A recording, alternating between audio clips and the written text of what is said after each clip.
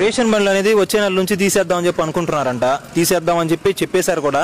మరి రేషన్ బండ్లు ఉండాలా లేకపోతే అక్కడికి వెళ్ళి తెచ్చుకోవడం మంచిది అంటారా? అక్కడికి వెళ్ళి తెచ్చుకోవటమే మంచిది. అంటే కొంతమంది ఉంటారు కదా వెళ్ళలేని వాళ్ళు, వాళ్ళ గురించి ఏంటి మరి? ఇప్పుడు నాకు తెలియక అడుగుతాను, రేషన్ బండ్లు అనేది వాళ్ళు పెట్టిన ఉద్దేశం ఏంటి? జగన్మోహన్ రెడ్డి గారు పెట్టిన ఉద్దేశం ఏంటి? ఇంటింటికి రేషన్ అన్నారు. ఇంటింటికి రేషన్ ఇచ్చారా? బజార్లో పెట్టి ఇచ్చారు. ఒక బజార్లో పక్కన పెడతారు. వాళ్ళు కూడా బజార్లో లైన్లో నిలబడాలిగా. లైన్లో నిలబడి తెచ్చుకోవటమే. అది వస్తుంది, సైరన్ వేస్తుంది, వాళ్ళు అక్కడికి వచ్చి తీసుకోవాలి. ఆ రోజు అది వెళ్ళిపోయిన తర్వాత మళ్ళీ ఎక్కడికి వెళ్ళి తీసుకోవాలి వాళ్ళు? అక్కడ అనుకో ఒక 10 రోజులు 12 రోజులు టైం పెడతారు. వాళ్ళకి ఖాళీగా ఉన్న టైంలో వెళ్ళి తెచ్చుకుంటారు. అన్ని రోజులు ఇస్తున్నారు అసలు బియ్యం? అన్ని రోజులు 10-11 రోజులు అంటే మన రేషన్ షాప్లో అయితే ఇస్తారు కదా, ఎంత టైం అని ఉంటుంది, ఈ లోపు తెచ్చుకోవాలని ఉంటుంది కదా. మనకి ఖాళీగా ఉన్నప్పుడు వెళ్ళి తెచ్చుకుంటారు. అంటే ఇప్పుడు ఈ బండి వచ్చింది అనుకో 11 గంటలకు 12 గంటలకు బండి రోడ్డు మీద వచ్చింది.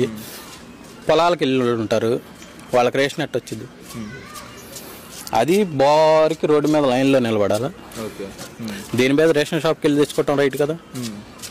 అంటే రేషన్ షాప్లో అనేవి 10-11 రోజులు అంటున్నారు. మరి ఉద్దేశం అయితే ఒకటండి, గడప గడపకి రేషన్ అన్నారు. గడప గడపకి రేషన్ అయినప్పుడు వెహికల్ ఎందుకు? వెహికల్ దండగా అంటారు. 10,000 కోట్లు దండగా లాస్. అది నా ఉద్దేశం.